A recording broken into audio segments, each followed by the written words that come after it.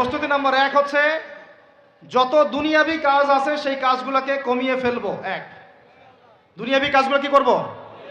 মানে দুনিয়াবি যত কাজ, যত ব্যস্ততা যা আছে এগুলোকে কমায় নিয়ে আসবো, যাতে রমজান মাসে আমাকে বেশি বাইরে দুনিয়াবি প্রয়োজনে বাইরে বের হইতে না হয়, মানে বেশি ব্যস্ততা আমাকে দুনিয়ার জন্য না করতে হয়।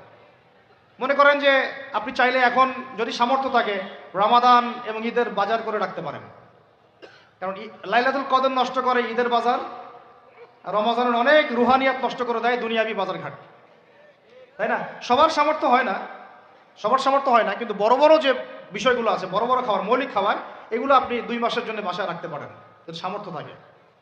সামর্থ্য নাই তাহলে সেটা আলাদা বিষয়। মোট কথা, এটা শুধু একটা বিষয় বোঝাচ্ছি না, দুনিয়াবি যত ব্যস্ততা এগুলোকে কমায় রমাদানের জন্য প্রিপারেশন নিতে হবে। আল্লাহ পাক আমাদেরকে সবাইকে রমাদানের জন্য প্রিপারেশন নেওয়ার তৌফিক দান করেন।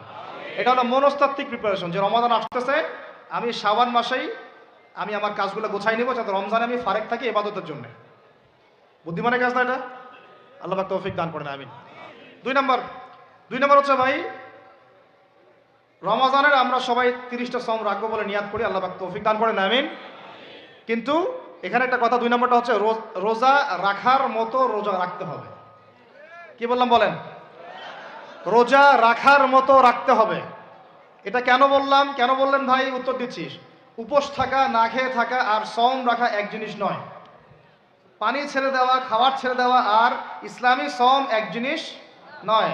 অনেক ধর্মের মানুষ খাবার পানি ছেড়ে দিয়ে থাকে, উপাস থাকে না? হাদিসের মধ্যে নবীজি বলেছেন যে ব্যক্তি রোজা রেখে অন্যায় কাজ ছাড়তে পারলো না, মানে আল্লাহর মাসিয়াত ছাড়তে পারলো না, এই যে কাবায়ের ফাওয়াহিশ এগুলো ছাড়তে পারলো না, অশ্লীলতা ছাড়তে পারলো না, মিথ্যা ছাড়তে পারলো না, বেহায়াপনা ছাড়তে পারলো না, তার না খেয়ে থাকায়, পানি না পান করায় আল্লাহর কিচ্ছু যায় আসে না। আর রোজার বিষয় বুঝলাম। রোজা কাকে বলে ভাই? মানে রোজা মানে হচ্ছে আমি আল্লাহ পাকের সমস্ত নিষেধ ছেড়ে দিব। কি করব? আল্লাহর সমস্ত নিষেধ।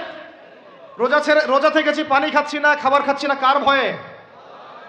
গোসল করার সময় 1 ঢোক পানি খেলে কে দেখবে? এই চেতনা তখন কাজ করে না? চুপ করে 1 লোকমা ভাত খেলে কে দেখবে? কেউ দেখবে? আল্লাহ ছাড়া কেউ দেখবে?